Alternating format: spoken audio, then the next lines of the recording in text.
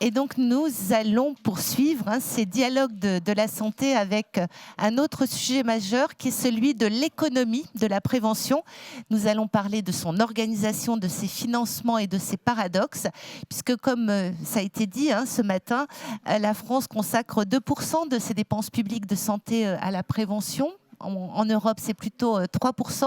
Et même s'il y a des efforts, notamment de l'assurance maladie, certains spécialistes les jugent insuffisants. Donc, comment organiser cette société de la prévention et à quel prix? C'est ce dont nous allons débattre avec le docteur Sarah Longer, qui est médecin généraliste et gériatre, spécialiste de médecine préventive. Et le docteur Longer sera avec nous en visio. Vient d'arriver donc Jean de Kervasdoué, économiste, professeur émérite au Conservatoire national des arts et métiers, chroniqueur au Point, ancien directeur des hôpitaux au ministère de la Santé. Et j'appelle également à nous rejoindre le docteur Benoît Perrier, président de l'Union française pour la santé bucco-dentaire. Et nos échanges vont être animés par Jean Gauthier, donc directeur de la communication du groupe Pasteur Mutualité. Absolument. Alors, je suis ravi de cette table ronde parce qu'on va pouvoir poser toutes les questions qui fâchent. C'est ça qui est bien, on va parler d'argent, on va parler de parcours, voilà, avec les autres. Bienvenue au docteur Sarah Longer qui est en visio. Vous imaginez bien pourquoi aujourd'hui. Alors, ça a été dit depuis le début de la matinée, il y a bien une société du soin, c'est même le modèle, celui du remboursement du curatif. Est-ce qu'il y a une société de la prévention ? On va essayer d'y répondre. Certains ont un peu commencé ce matin. Ce qu'on peut constater quand même, vu de l'extérieur, et j'en parlais avec le docteur Longer hier au téléphone, c'est que vu de l'extérieur, pour le citoyen qui devient possiblement patient un jour, aborder la prévention, c'est le parcours du combattant. Il y a des centaines d'intervenants, on n'y comprend rien du tout, on ne sait pas où y aller. Bref, c'est quand même très, très, très obscur. Ça, c'est le premier point. Et puis, on pourrait même se poser une question finalement très très française, parce que je pense qu'elle concerne moins nos voisins européens. Est-ce que dans un pays comme la France, la prévention, lorsqu'elle devient loi ou est-ce qu'elle devient pensée dominante, est-ce que dans le fond, elle n'est pas vécue comme étant liberticide ? C'est une question, c'est une vraie question, et je la trouve très française. Alors, comment on organise, à quel prix, avec quel contributeur pour la financer ? D'ailleurs, le citoyen, est-ce que lui-même doit être agent payeur ? Peut-être même le premier des payeurs pour la prévention ? C'est une question. Ce n'est pas une affirmation. Comme me le faisait remarquer encore, excusez-moi, le docteur Sarah Longer hier, globalement, les Français, ils s'occupent super bien de leur voiture. Ça leur coûte beaucoup d'argent. Et curieusement, ils perdent jamais leur pochette d'entretien. Elle est toujours disponible. Qui a son carnet de santé à jour et tout près de lui, ça reste à montrer. Alors, et puis on parlera aussi des objectifs mesurables. Moi, comme j'ai 2 docteurs, je vais en profiter pour vous poser la question. Pendant vos études, combien de temps consacré à la prévention ? Alors moi, personnellement, sur les études de médecine, finalement, dans mon expérience, on n'accorde pas de temps d'études sur la prévention. On acquiert des connaissances sur certaines thématiques qui vont être un petit peu de nutrition, l'activité physique pas du tout, le sommeil très peu, et puis finalement on va tout de suite parler de pathologie et on va avoir des chapitres d'études en cardiologie, en pneumologie. Je pense comme mon confrère, on est directement dans le curatif, dans la pathologie pour justement arriver à poser un diagnostic et ensuite poser un traitement curatif. Donc la prévention pendant les études, pas grand-chose, si même on peut dire pas du tout. Docteur Perrier, oui. Vous êtes chirurgien dentiste et président de l'UFSV. Ah, il ne marche pas. Attendez, je vais vous en donner. Si, vous m'entendez ? Je vous en donne un autre. Voilà, hop. Donc, moi, dans mes études, j'ai effectivement eu quand même un petit peu plus de prévention. J'étais dans une tranche où on a bénéficié, notamment, on mettait en œuvre des consultations de prévention dans notre enseignement, dans notre centre de soins, en fait, où on exerçait en tant qu'étudiant en chirurgie dentaire. Donc, on a abordé ça. Mais c'est vraiment très minoritaire. Et depuis, d'ailleurs, je sais que ça s'est arrêté. Ça a été une période, donc voilà, mais qui était très riche d'enseignement. on a effectivement dans l'enseignement des disciplines médicales, on va être beaucoup sur traiter des pathologies, qui est effectivement l'une des premières missions. Et le côté prévention, souvent, est mis de côté derrière, puisque je pense aussi c'est compliqué. On va travailler, même pour les questions, après vous parlez de société, on va travailler des choses pour l'éviter. Donc après, finalement, on ne les voit pas arriver. Donc on se dit, finalement, ça ne sert pas à grand-chose. Ça sert à rien, On parlait d'évaluation tout à l'heure. C'est parce qu'effectivement, après, si on fait bien notre travail en prévention, il y a des choses qui disparaissent et l'évaluation, elle est compliquée à faire. Ok, on viendra avec vous, évidemment, parce que vous êtes un peu notre témoin des paradoxes entre le curatif et la prévention, avec un métier qui est quand même très, très exposé, un secteur qui est très, très exposé. Je vais commencer avec vous, Jean de Kervadoué. Vous avez quand même des faits d'armes assez importants. Rappelons quand même que vous avez été directeur général des hôpitaux. C'est vous qui avez mis en œuvre la réforme du mode de financement des hôpitaux publics. Et oui, c'est vous le coupable. Et c'est vous qui avez aussi introduit le programme de médicalisation des systèmes d'information, le PMSI, voilà, qui a mis du temps à se mettre en place, mais qui s'est quand même mis en place. Tout ça, c'est vous. Et vous intervenez de temps en temps dans le point. Et vous avez aussi une particularité, c'est qu'il y a très peu de filtres, en fait, j'ai remarqué, entre votre pensée et ce que vous écrivez, avec beaucoup de talent d'ailleurs, mais c'est quand même toujours très direct. Votre dernier livre s'appelle La santé à vivre, il est paru chez Humésis. Je veux juste vous lire la phrase de quatrième. Ça, c'est ce qui s'appelle un service avant-vente.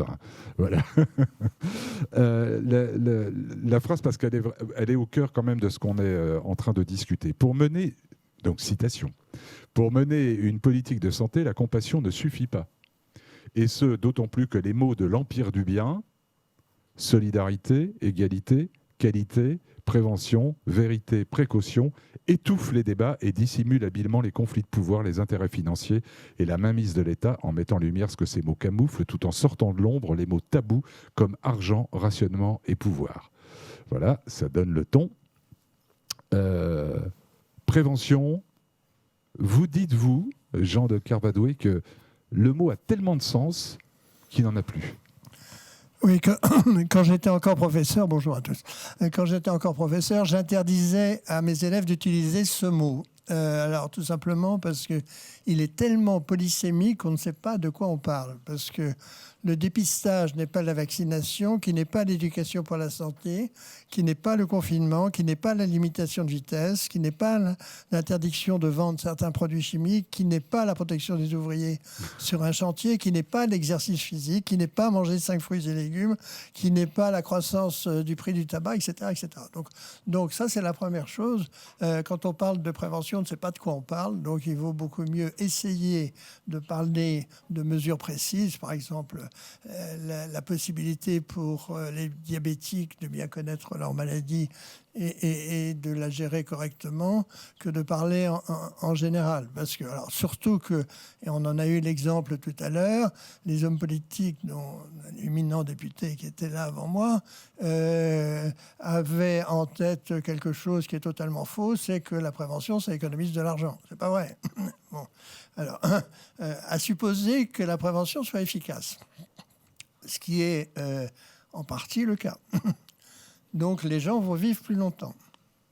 Oui. Donc, mais néanmoins, comme disait mon ami Cochrane, c'était pas exactement de ma génération, mais l'inventeur britannique et fondateur de la fondation Cochrane, voilà, la vie est une maladie sexuellement transmissible, 100% mortelle.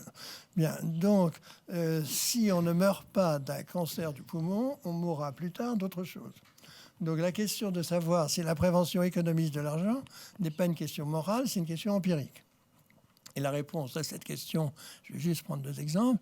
Donc les tabagiques vivent 5 ans de moins que la moyenne des Français, mais pendant leur vie dépensent moins pour l'assurance maladie. Les alcooliques, ça c'est le breton qui vous parle, vivent aussi 5 ans de moins que la moyenne des Français et dépensent plus pendant leur vie plus brève. Voilà.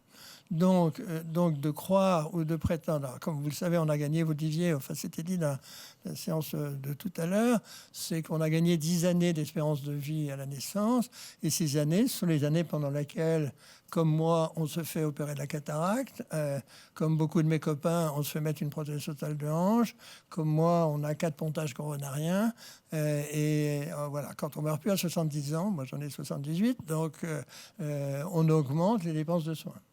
Donc, alors, la troisième remarque, et puis je vais revenir au fond de la question de manière un peu plus positive, c'est que mettez-vous bien dans la tête tous que les hommes ne vivent pas pour vivre plus longtemps.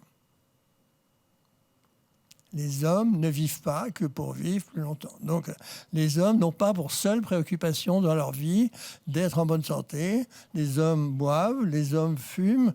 Je m'intéresse à quelques sports violents qui sont la montagne et la voile, un peu au large.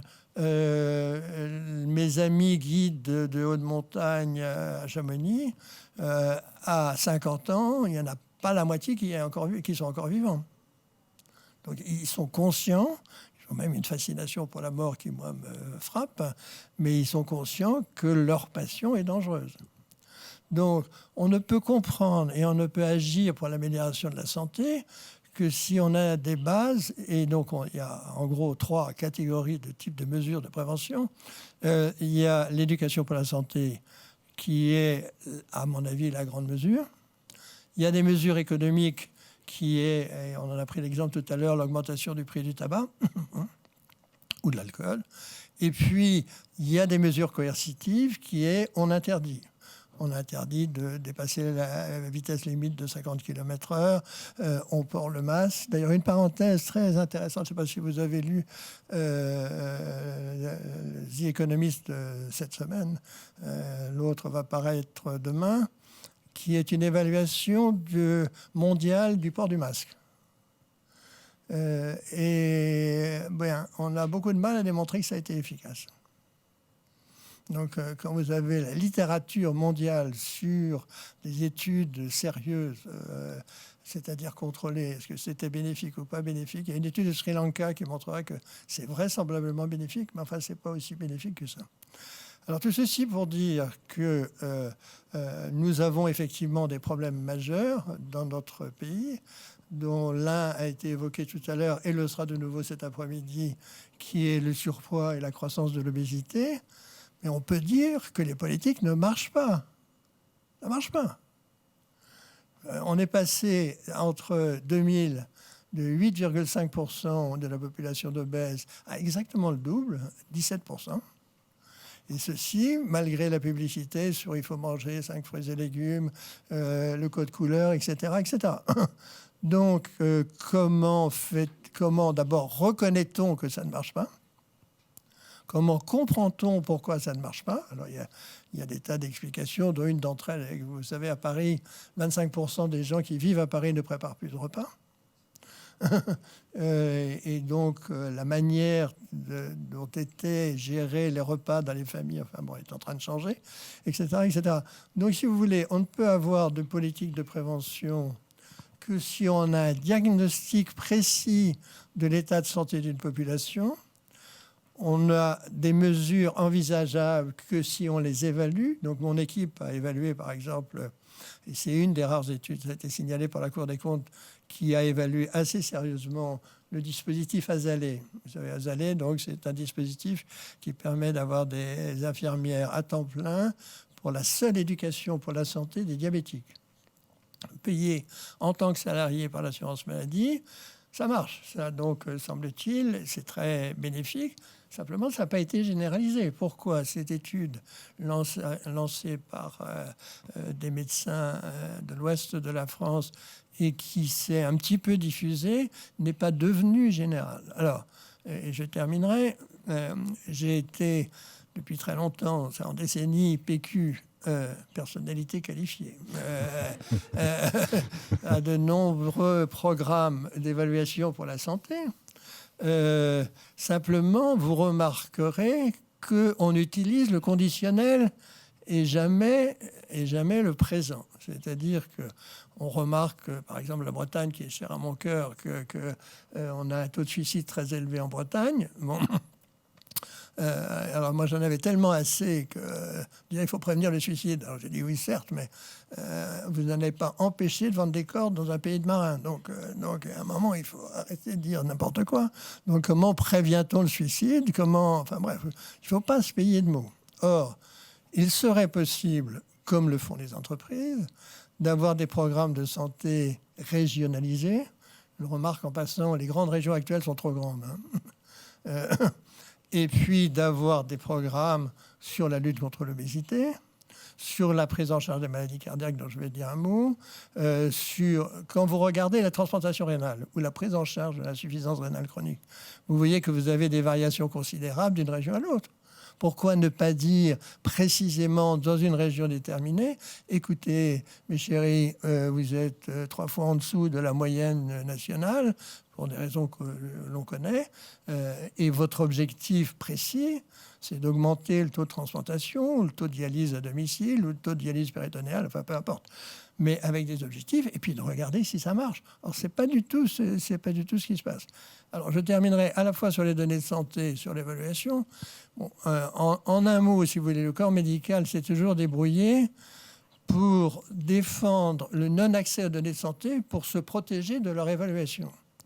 Donc la raison pour laquelle on n'a pas de données médicales, c'est parce que les médecins n'en veulent pas et qu'ils ont peur. Regardez la peur qu'ils ont pour le classement des hôpitaux et des cliniques du Point. Mais je vais vous citer donc un exemple. J'ai créé une base de données, ou j'ai fait créer une base de données dans le Grand Est en 2014 sur tous les insuffisants cardiaques du Grand Est. Il y en a 56 000. Alors, je passe les difficultés techniques de marier les données du STIRAM, c'est l'assurance maladie, des données PMSI, que je connais bien. Bref, on y est arrivé, remarquant d'ailleurs qu'il y avait que 2 personnes dans l'ensemble de cette région qui étaient capables de faire ça, parce que pour des raisons d'accès aux données CNIL. Qu'est-ce qu'on a trouvé? On a trouvé que dans 97% des cas, le minimum des recommandations des données HAS ne sont pas appliquées. 97% des cas du genre, aussi simple que... Quand un malade cardiaque sort de l'hôpital, dans le mois qui suit, il faut qu'il voie un cardiologue. À 6 mois, il n'y en a pas la moitié qui en ont vu un. Donc, si vous voulez, au lieu d'être incantatoire, général et la main sur le cœur, il faut toucher là où ça fait mal et il faut dire, écoutez, voilà, on siffle la fin de la récré, on regarde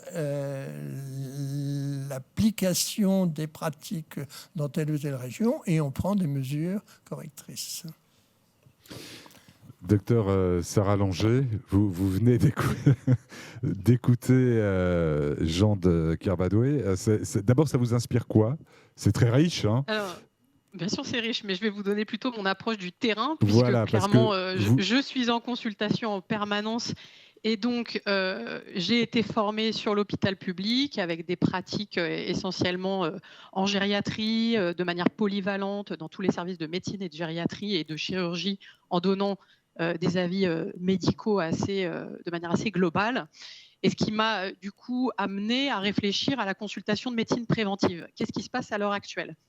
On est dans un système qui est un petit peu surchargé, aussi bien l'hôpital public que dans la médecine de ville. C'est-à-dire que l'hôpital public est très bon, l'hôpital public est très spécialisé et surspécialisé, ce qui fait qu'on est très bon, par exemple, pour déboucher une artère coronarienne qui est bouchée avec un infarctus du myocarde, et on va pouvoir réaliser des exploits sur le plan curatif. En médecine de ville, tous mes collègues et moi-même, en tant que médecin généraliste et médecin traitant, ça devient très compliqué de prendre des nouveaux patients par manque de temps et par manque du nombre de médecins sur la population française. Qu'est-ce qui se passe? On se retrouve avec des patients qui sont en errance thérapeutique, puisqu'ils ne se sentent plus écoutés, parce qu'ils sont abandonnés et puisqu'ils ne sont plus dans le parcours de soins. Et effectivement, je vous rejoins, une consultation chez un cardiologue ou chez un ophtalmo, chez une gynéco, parfois ça peut prendre 6 mois. Et ça, c'est une catastrophe. Alors, dans l'idée de la médecine préventive, c'est de se dire qu'on peut faire une consultation qui peut être longue et complexe, où on va prendre les gens dans leur globalité. Et donc, dans ce sens, on va pouvoir aller sur l'enjeu principal qui est que on peut partir du principe que 60 à 70% des maladies sont évitables si on les prend en amont. Et donc l'objectif de ces patients, c'est quoi? C'est d'essayer d'optimiser leur santé. Donc on peut optimiser leur santé. Pourquoi? Parce qu'il y a des choses qui sont soit évitables si on les prend en amont, soit qui sont réversibles. J'ai entendu parler de diabète, pourquoi pas aussi d'hypertension, de pathologie hépatique. Mais tout ça, ça peut se nettoyer. Tout ça, ça peut revenir en amont. On fait une échographie abdominale à quelqu'un qui a des problématiques hépatiques. On le prend en charge de manière préventive. On peut revenir à un état antérieur. De la même manière que quand vous avez un fumeur, vous le faites arrêter de fumer, et bien clairement, on sait qu'on nettoie les poumons et qu'on diminue son risque de cancer du poumon. Alors oui, monsieur de Kervasdoué, oui, on meurt tous de quelque chose, ça c'est certain. Mais quoi qu'il en soit, on peut essayer d'améliorer notre qualité de vie, clairement, pour qu'on puisse justement vivre bien et vivre mieux qu'avec des handicaps. Sur le vieillissement de la population. Oui. Sur le vieillissement de la population, à l'heure actuelle, on est allé à 20,8% dans l'Union européenne de gens qui ont plus de 65 ans. On estime à peu près qu'en 2100, il y aura 31,3% de gens qui auront plus de 65 ans. Cette population, elle est vieillissante. Le papy-boom, il est là. Clairement, on sait de quoi les gens sont hospitalisés quand ils consultent aux urgences. En tant que gériatre, je vois donc arriver toujours les mêmes pathologies aux urgences. La chute, l'insuffisance cardiaque, vous en avez parlé, l'accident vasculaire cérébral, la perte d'autonomie, les problématiques de maintien à domicile. On a toujours ces items-là.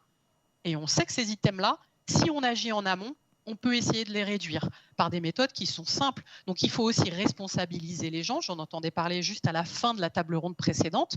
Effectivement, les rendre acteurs de leur santé pour qu'eux aussi s'investissent dans la prévention et qu'on puisse éventuellement, effectivement, garder, pourquoi pas, un carnet de santé. On a notre carnet d'entretien du véhicule, comme vous le disiez, Monsieur Gauthier, mais on pourrait éventuellement envisager d'avoir ce carnet de santé. Et donc là, c'est toute la dynamique excellente de se dire qu'on peut mettre en place 3 consultations de médecine préventive, comme ça a été soulevé, à 25, 45, 65 ans, pour aller justement aborder des sujets qui sont spécifiques de la vingtaine, spécifiques de la quarantaine et des 65 ans.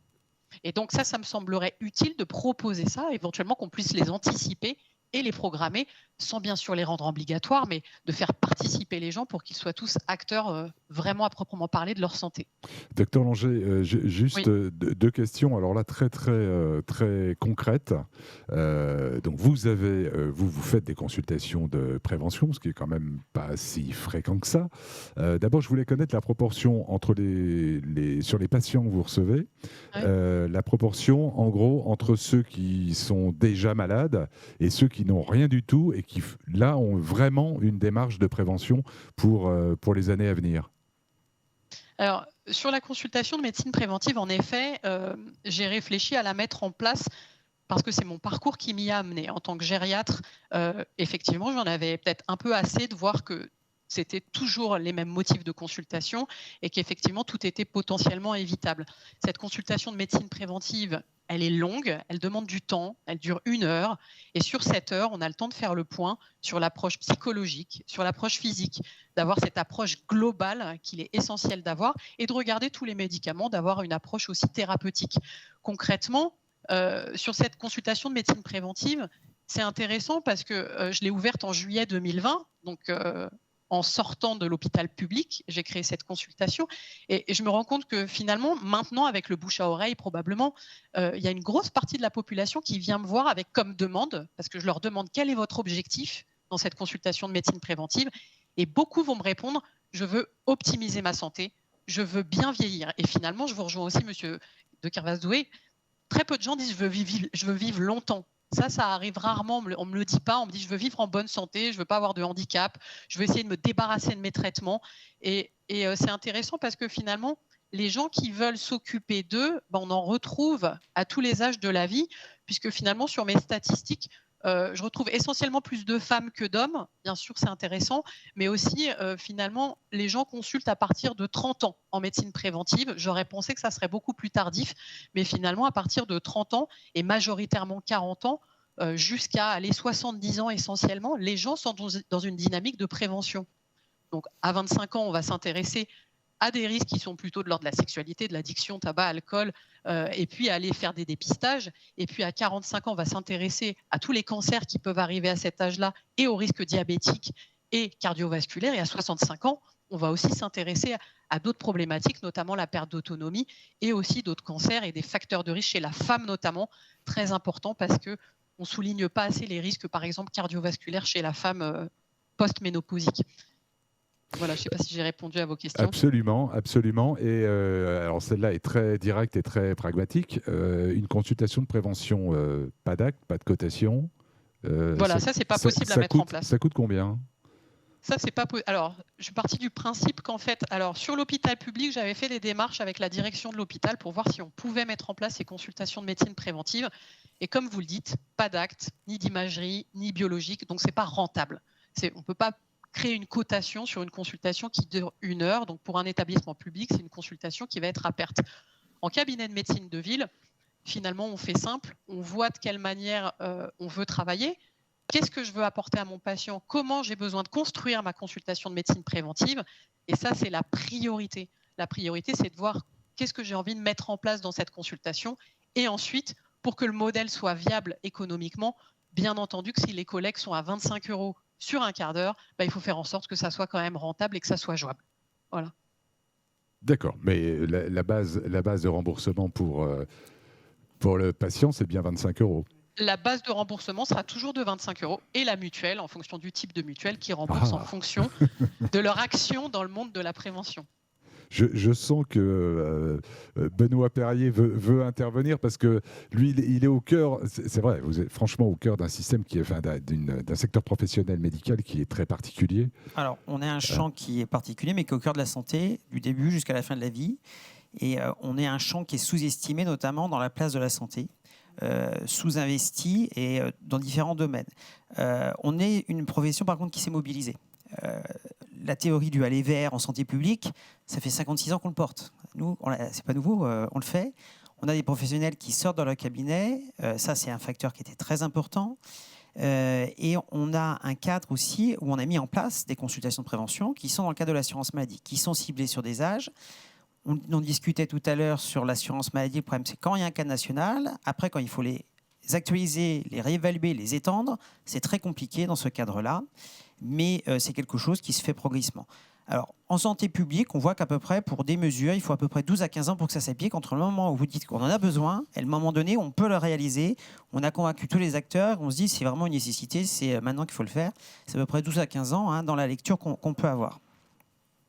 Quand ça marche. Quand ça marche. Sinon, on ne les voit pas arriver. Mais c'est un délai qui est quand même très long. On voit qu'on a une inertie qui est forte derrière. Nous, d'ailleurs, on avait proposé aussi ces consultations de prévention qui sont enregistrées à la nomenclature professionnelle, à l'assurance maladie. Mais au tout départ, c'était un non-sens. Parce que l'assurance maladie, c'est la maladie, ce n'est pas la prévention.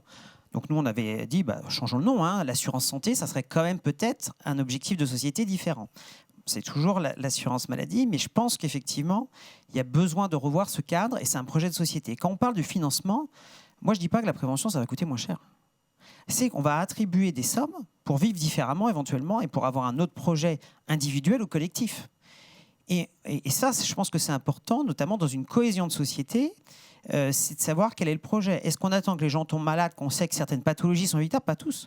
Mais dans le champ dentaire, 80% des pathologies sont évitables par des comportements du quotidien et qu'on va retrouver dans l'obésité. Et notamment quand on parle d'obésité, je suis toujours choqué qu'on ne mette pas en avant la santé bucco-dentaire, qui est la première porte d'entrée de l'alimentation, comme aussi pour la dénutrition des personnes dépendantes avec l'âge. C'est la première porte d'entrée qui est centrale. Et là, en fait, c'est très parlant, parce que quand vous parlez d'obésité, sincèrement, c'est pas sexy pour la population, même pour les personnes qui peuvent se sentir concernées. Quand on parle de santé bucco-dentaire, on a des choses très concrètes. On va parler d'alimentation, on va aborder plein de choses. Le sommeil, on l'aborde en santé dentaire, par exemple. On a un rôle central derrière un rôle pivot. Le HPV, par exemple, aussi, on a été porteur de l'extension du HPV depuis très longtemps parce qu'il y a des cancers buccaux qui sont de plus en plus fréquents chez les jeunes à l'origine du HPV, et quel que soit le sexe. Derrière, on vient d'oublier le chirurgien dentiste comme prescripteur. Or, qui va voir quasiment tous les jeunes sur cette tranche d'âge? c'est pas le médecin, c'est le chirurgien-dentiste, grâce aux examens de prévention.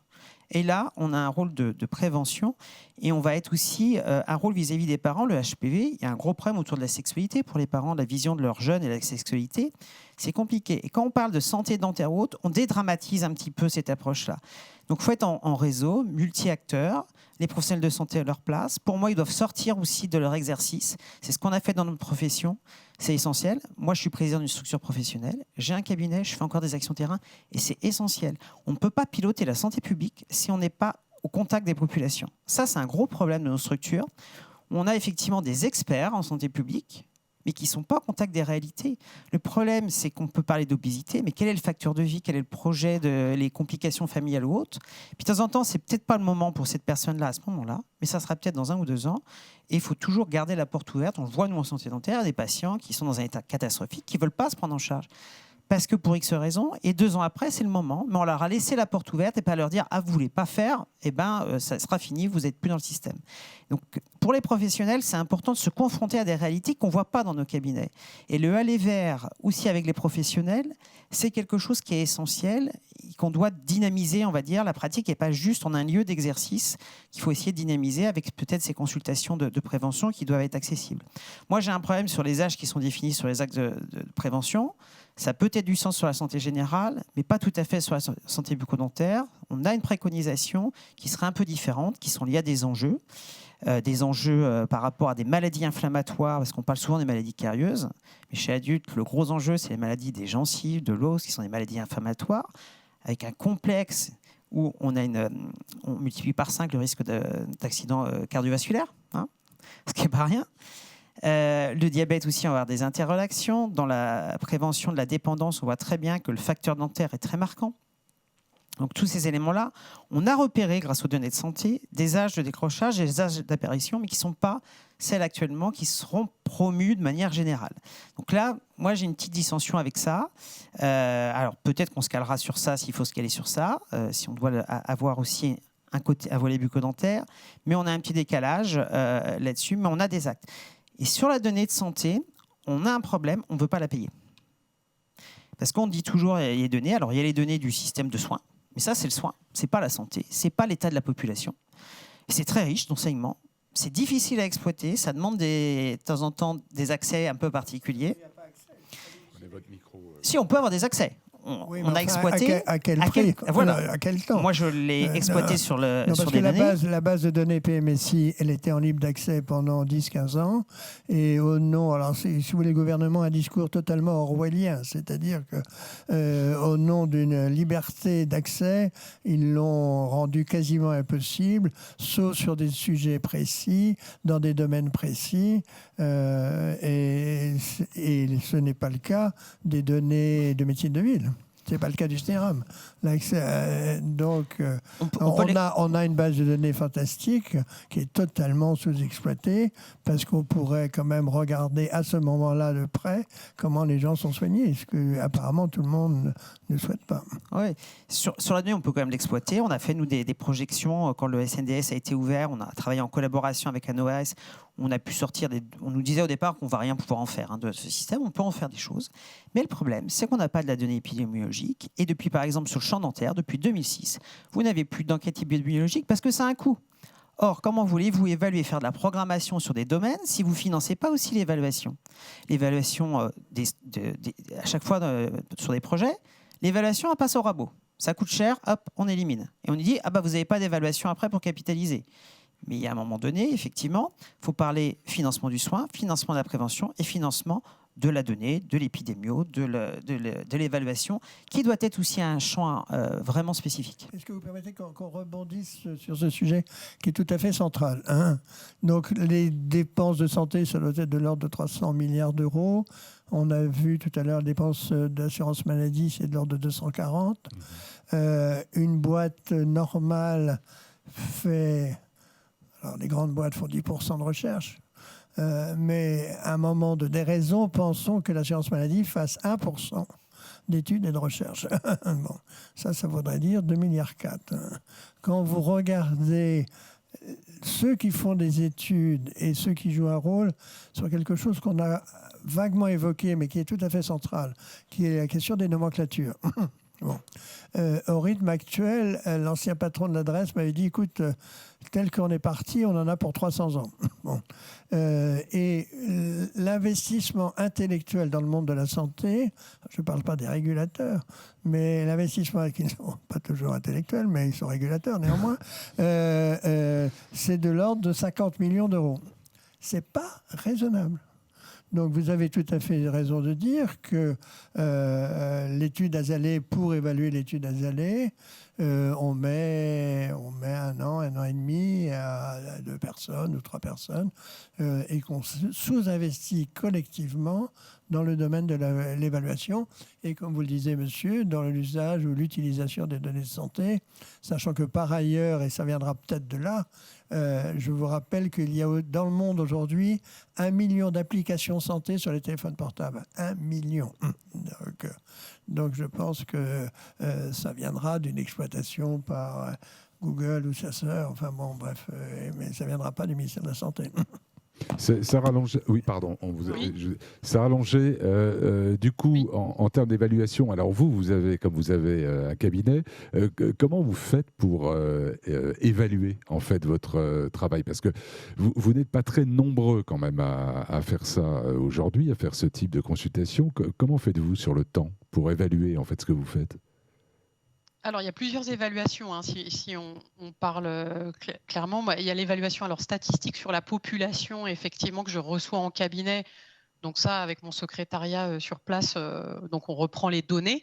Après, ça va plutôt être une évaluation de voir si ma stratégie est efficace. Stratégie médicale, j'entends, c'est-à-dire sur le plan psychologique. Est-ce que les gens vont mieux? Ça, c'est assez subjectif. Après, on a quelques échelles. Hein. On a des échelles de la dépression qu'on cote, qu'on regarde régulièrement, qu'on évalue régulièrement. Donc ça, on peut objectiver les choses. Et puis ensuite, sur le plan de la santé, à proprement parler, si on peut dire organe par organe, on fait une évaluation du coup des risques en médecine préventive. En fonction des risques qu'on peut établir, on va aller effectuer des examens complémentaires avec de la biologie, des imageries. On va évaluer s'il y a des pathologies sous-jacentes. Et ensuite, on va voir si on peut contrecarrer tout ça. Alors, on objective sur de la biologie. Hein, vous regardez des taux de glycémie, d'hémoglobine glyquée, vous les comparez, vous regardez votre bilan hépatique, vous évaluez pas mal de choses sur le plan des échographies abdominales, est-ce qu'on fait un retour en arrière? Et tout ça, ça prend du temps et c'est vrai qu'on n'a pas l'économie pour mettre en place une attachée de recherche clinique qui travaillerait ici au cabinet. Et ça, il faudrait effectivement le financer, pourquoi pas avec des laboratoires, parce qu'on n'a pas les sous pour le faire et que ça prend énormément de temps. Après, je rebondis sur ce que disait M. de Kervasdoué. Effectivement, les applications santé sont existantes. Oui. Il en existe beaucoup. C'est une bonne idée. Mais en fait, quand c'est tout seul, clairement, votre patient ne va pas faire la démarche d'aller mettre une application santé et de se mettre au sport, par exemple. Et ça doit passer par une consultation. Quand on voit les gens en consultation, en exercice sport santé, hein, je suis formée là-dedans aussi, on contractualise la remise en mouvement. On met ensemble une dynamique, ensemble vraiment à deux, sur qu'est-ce qu'on peut mettre en place pour que tout ça, ça soit bénéfique pour votre santé et qu'on puisse éventuellement enlever des traitements que vous avez déjà. Et ça, on prend le temps de le faire, on prend le temps de l'évaluer et on le contractualise. Et ça, c'est le sport santé. Le sport sur ordonnance, pourquoi pas, mais on le faisait déjà bien avant. Mais l'enjeu, c'est de pouvoir se mettre d'accord avec les gens et ça, on le fait uniquement quand on a une alliance thérapeutique. Et ça, avec l'application sur le smartphone, on n'a pas d'alliance thérapeutique. C'est pour ça qu'à mon sens, ça doit passer par une consultation. Non, mais ce que vous faites est vraiment formidable. Hein.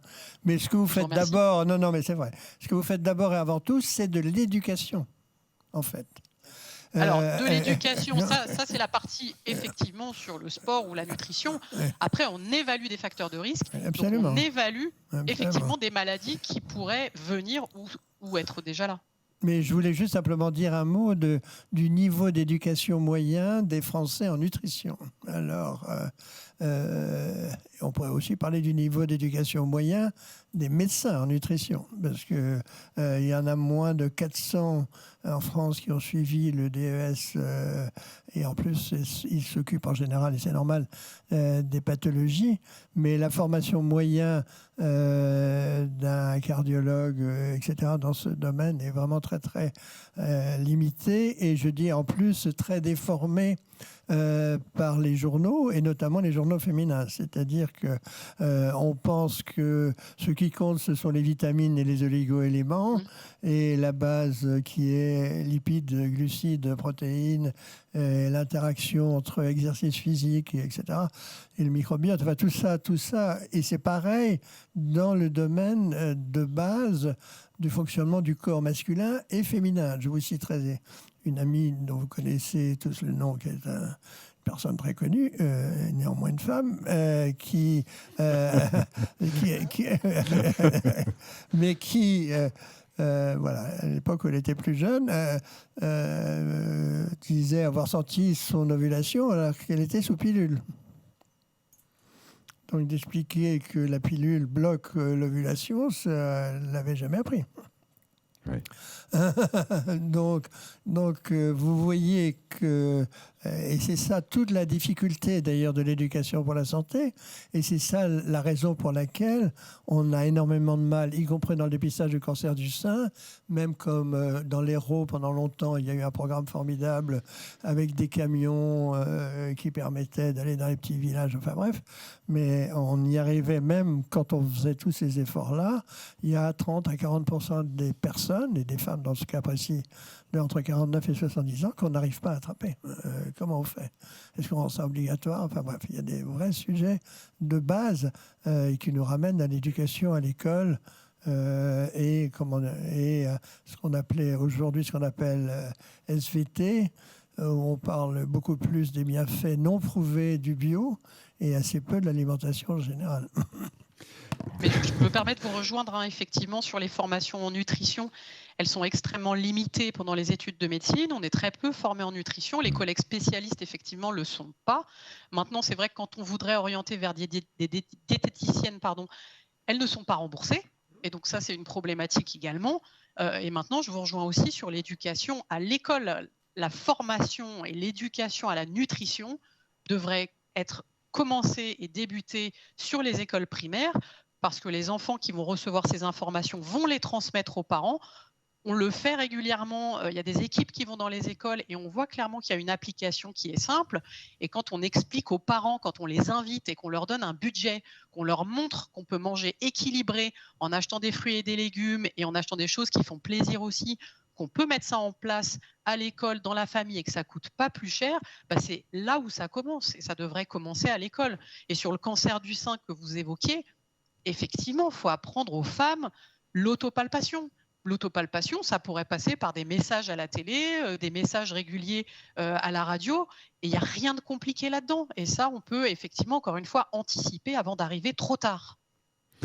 Docteur Perrier, vous avez publié une lettre ouverte il y a à peu près un an, dans laquelle vous militez très très fortement pour la mise en place d'un 100% prévention dans le cadre en fait du 100% santé, avec des propositions très concrètes. Oui, parce que le 100% santé, notamment sur le secteur dentaire, oui. Les applications fonctionnent plutôt bien, mais ce 100% santé a été ciblé que sur le curatif. Oui.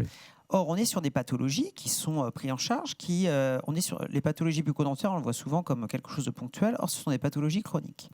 Si vous ne changez pas les déterminants sur des personnes qui ont eu notamment des prothèses, on va d'ici 3 à 5 ans devoir tout refaire ou extraire. Voilà. Donc, on va dire que c'est un cycle sans fin si on ne change pas les comportements du quotidien. Le premier déterminant, c'est l'alimentation dans le dentaire. Il y a aussi les pratiques d'hygiène, mais c'est ce qui se passe dans le quotidien. Si on n'a pas un temps préventif autour de ça, ou des actes préventifs, parce qu'on a aussi des actes de fluoration, des choses comme ça, pour moduler aussi des aspects individuels, effectivement, le 100% santé, il ne rime pas à grand-chose et on va être dans une escalade de la consommation, notamment de la partie prothétique, parce que plus on a des récidives, plus on va aller sur des prothèses avec des défauts plus lourds que du soin conservateur. Et d'ailleurs, l'assurance maladie acte qu'il y a une très forte consommation sur la partie prothétique, qui est normale. On a un rattrapage de plusieurs années où les médias, on parlait des médias, mais les médias ont souvent, de temps en temps, eu des responsabilités, notamment sur le secteur dentaire pendant des années. Ils ont eu un effet délétère sur l'accès, la vision des Français au système dentaire en disant Ça va faire peur, ça va faire cher. Même les soins de base, souvent, on disait que ce n'était pas remboursé. Il y a eu un effet d'éloignement. Et vous pouviez faire tout ce que vous vouliez en termes de communication positive, d'éducation à la santé. Si vous avez une ambiance médiatique qui était mauvaise, et là, je suis désolée, mais on a eu quand même cette ambiance-là médiatique qui était assez globale. Maintenant, avec le 100% santé, le seul impact que ça a sur la prévention, c'est qu'il n'y a plus cette accroche-là. Puisque, effectivement, il fonctionne bien sur le secteur dentaire. Il y a un système qui est assez compréhensif pour les professionnels, pour les patients, pour tout l'écosystème. Donc ça fonctionne bien. Et donc là, on peut réaborder depuis maintenant 2 ans, effectivement, des messages au niveau de la presse qui sont dans des axes plus préventifs. Et vous parliez d'automobile, moi je préfère plutôt l'aviation en fait. Parce que l'aviation, c'est un peu plus marquant. Et vous avez des checklists, des choses assez particulières, des examens vraiment assez précis, et que ça soit même pour le professionnel. Hein, parce qu'en fait, dans le côté aviation, j'aime bien aussi le côté checklist des professionnels, et d'avoir quelque chose assez systématique. Et on doit s'en inspirer en santé, en fait, derrière, parce que c'est vraiment une démarche qui est assez intéressante pour toutes les parties prenantes, d'avoir quelque chose d'automatisé. Vous parliez des recommandations. Effectivement, les recommandations, souvent, sont pas tout à fait appliquées pour différentes raisons. On a toujours des bonnes raisons dans un sens pour pas les appliquer. Puis c'est aussi très français. On a une culture française qui est différente. Et souvent, on nous compare, par exemple, avec le Danemark, un tout petit pays, avec un niveau économique très élevé. On n'a pas du tout la même population. On a des problèmes économiques sur des populations que n'a pas le Danemark. Donc on ne peut pas faire ces comparaisons-là. Il y a une question de société aussi qui n'est pas la même. Vous prenez des mesures qui sont appliquées en santé au Danemark, vous mettez ça, là déjà vous avez tout le monde dehors pour les retraites, mais vous multipliez puissance 3 ou 4 si vous faites la même chose. Donc il y a une question après de projet de société au niveau de la santé, et de temps en temps de se comparer à d'autres pays n'est pas tout à fait justifié, parce qu'on a chacun notre propre système de santé, et on ne peut pas dire qu'on soit si mauvais que ça non plus en France. On a toujours tendance à se flageller. Il y a des choses qui vont bien, il y a des choses qui ne vont pas bien. C'est essayer de travailler avec aussi ce qu'on a comme ressources. Et notre population est une ressource. Il faut pouvoir l'accompagner en santé et pouvoir faire progresser par l'éducation. Donc il y a la jeunesse qui est aussi un facteur éducatif qui est très présent sur l'environnement. Il faut aussi que, comme le disait un des interlocuteurs, que ça fasse partie du RSE, là, la santé. Souvent c'est un peu éloigné, pourtant normalement c'est au cœur du RSE. Merci. Hélène. Jean va peut-être passer aux questions du public. Si vous en avez, oui. Donc monsieur, on vous écoute. Excusez-moi. Oui, j'avais juste une petite remarque sur les données. Je ne sais pas si vous lisez les plans régionaux de santé et comment ils décrivent l'état de santé de leur population. C'est fait de briques et de broc. Quoi. Il y a pas, finalement, il n'y a pas d'information. Il n'y a pas d'information précise sur l'état de santé de la population. Oui, ça, c'était juste une remarque. La question, nous, dans notre approche, donc, on est des industriels et donc il faut que nos projets soient financés. Et finalement, la question qu'on se posait, est-ce que finalement, la prévention, il ne faudrait pas la prendre comme un risque ? Donc un risque à 100, 200, 300 milliards, puisque si on voit les expériences, par exemple, de la FHF avec la responsabilité populationnelle, on voit que finalement, si on ne fait rien, on a la probabilité qui serait à X% que les dépenses de santé doublent de 50. Donc la question, est-ce que si on le prend comme un risque, est-ce qu'il ne faudrait pas se comporter ou chercher les financements comme le ferait un assureur pour couvrir un risque ? Merci pour votre question. Pour la partie financement. Hein. Qui veut répondre ? Pas moi, parce que je n'ai Monsieur pas compris Gauthier. la question, mais voilà. Je n'ai pas compris, et en plus, je ne sais pas d'où vous tenez ces idées que ça doublerait si, etc. Non. Alors, par exemple, pour première chose, il y a France Stratégie a fait une étude où ils ont plaqué sur les données de santé d'aujourd'hui, en simulant la population de 2030 ou 2035 sur les données de santé aujourd'hui, et le delta en augmentation de dépenses serait de 100 milliards. Oui, mais ça, c'est donc, merci. C'est Alors, on va pas de génération. Oui, mais c'est on va pas engager un débat. génération du baby-boom, simplement. Et après, la HAS fait des recommandations en disant que si on veut prévenir cette augmentation de dépenses, il faut accélérer la prévention sur la couche de population à partir de 40 ans. Merci. Voilà. Donc, on est bien face à un risque. Monsieur Gauthier, vous voulez réagir ? Perrier. Perrier, pardon. En fait, vous parliez de risque, c'est-à-dire d'avoir un contrat social, on va dire, sur la prévention, peut-être quelque chose comme ça. Il faut sanctuariser, parce que nous, on a vu beaucoup d'expériences sur le terrain où, au départ, vous aviez des fonds de prévention qui allaient au curatif, au final. Ça, c'est courant. Vous avez une partie de la prévention qui va finalement au curatif. Normalement, les ARS avaient des fonds sanctuarisés sur la prévention. Dans la réalité, ce n'est pas toujours le cas. Donc c'est un vœu pieux. Normalement, c'est déjà acté. Mais la réalisation et la mise en œuvre n'est pas évidente. Merci. Alors peut-être une réaction des internautes, de ceux qui nous suivent en ligne.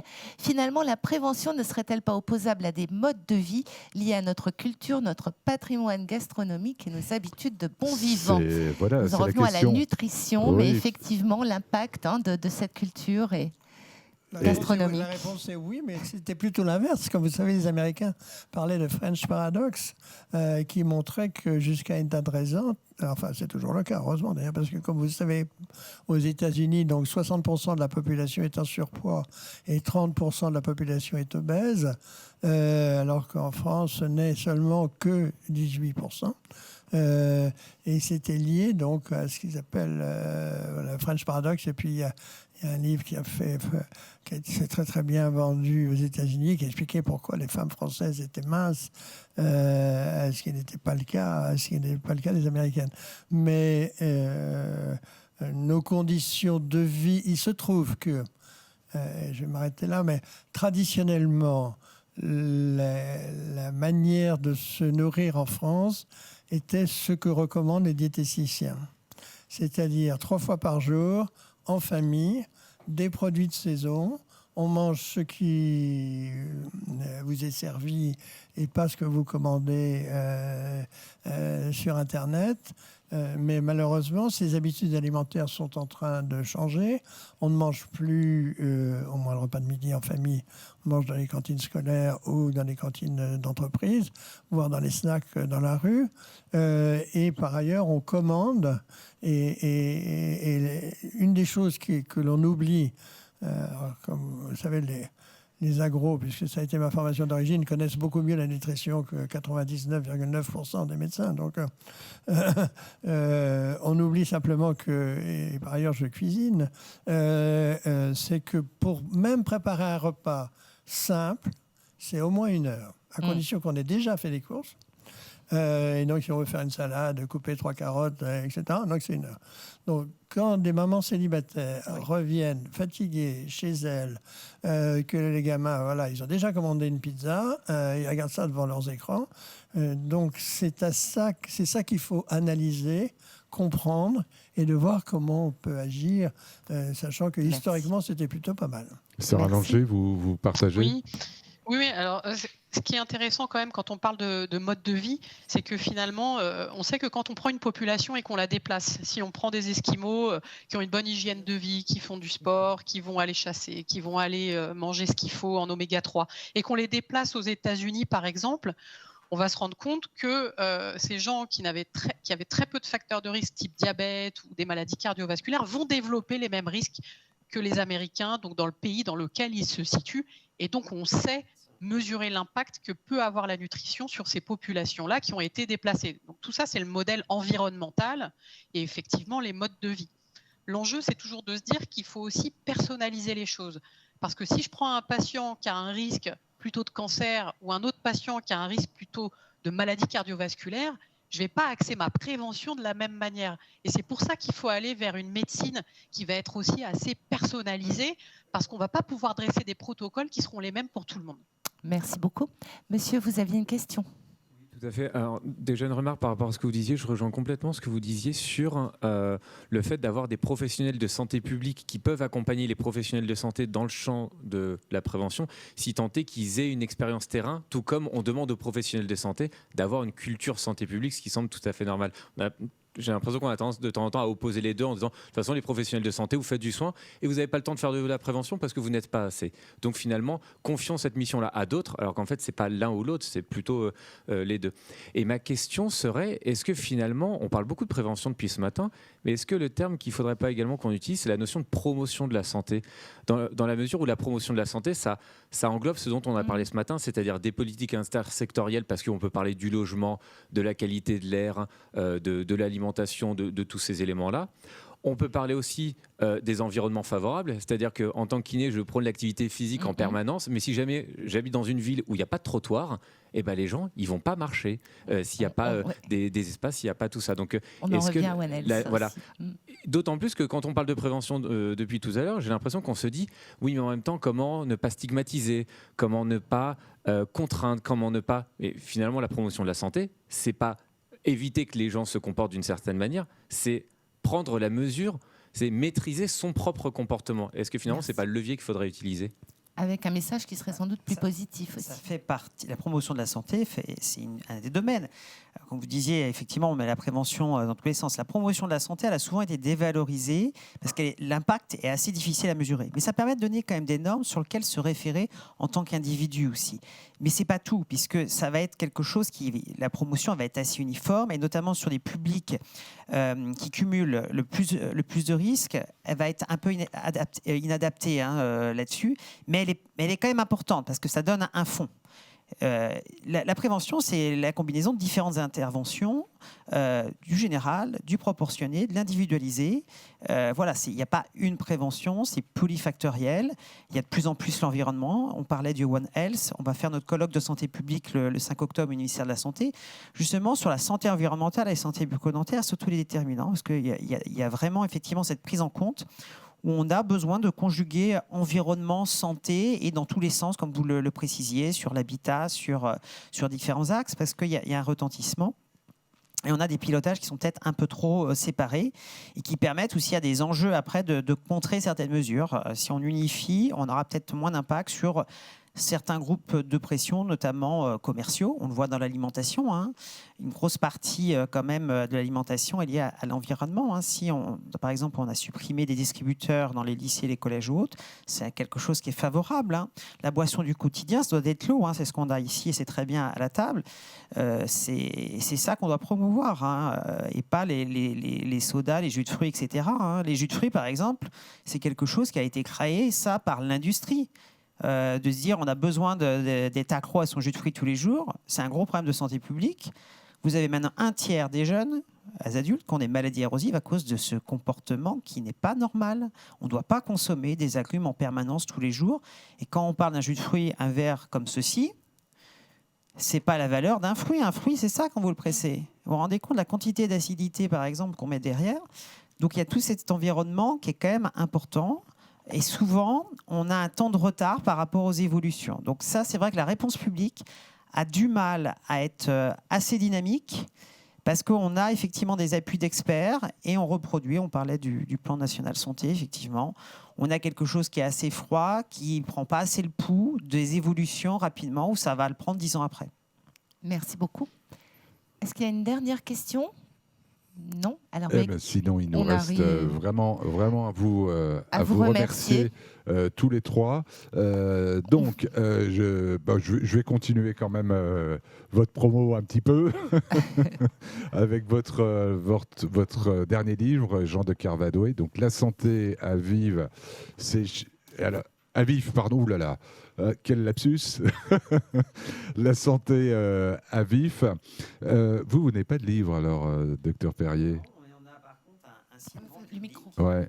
Oui, on a un site qu'on a mis en place l'année dernière, parce que le problème de l'information santé, notamment, qu'on veut être en prévention d'information, c'est de savoir quelle est la bonne information. Il y a beaucoup de désinformation dans le domaine de la santé, on a vu avec le Covid. On a créé mabouchemasanté.fr, qui est un site de référence fait donc par les chirurgiens dentistes de l'UFSBD, qui veut un site de confiance pour le grand public et même pour la presse aussi. De temps en temps, si on veut vérifier des choses, c'est pas mal. Voilà, donc ça va être effectivement... on a créé ce site comme œuvre publique, effectivement, de référence, puisqu'il n'y avait rien qui existait. Jusqu'à présent. Voilà. Alors, docteur Sarah Longer, ça doit être une question de génération. On vous retrouve en vidéo, en fait. D'abord, vous avez je le dis vraiment réellement, parce que je pense que vous avez un superbe TEDx qu'on peut trouver sur YouTube, sans aucune difficulté. Et vous avez été au centre d'un reportage produit par M6 qui s'appelait « À la recherche de la jeunesse éternelle », où il y avait Valérie Bonneton, et j'ai oublié le nom de votre deuxième... Alfred de Montesquieu. Voilà, Alfred de Montesquieu. Deuxième patient, en effet. Alors celui-là, c'est plus dur à trouver. tout à fait. Voilà. Il est plus dur à trouver, mais faites des recherches. Mais vous on est finirez. motivé. Voilà, il se passe sous le manteau, en fait. C'est pour ça. Merci infiniment à tous les trois pour votre participation. Merci, on vous beaucoup. applaudit. Et donc, Jean, on se retrouve à 14h30 pour de nouvelles 14h30 tables rondes et pour, des la échanges suite. tout aussi passionnants. Merci beaucoup. Merci beaucoup.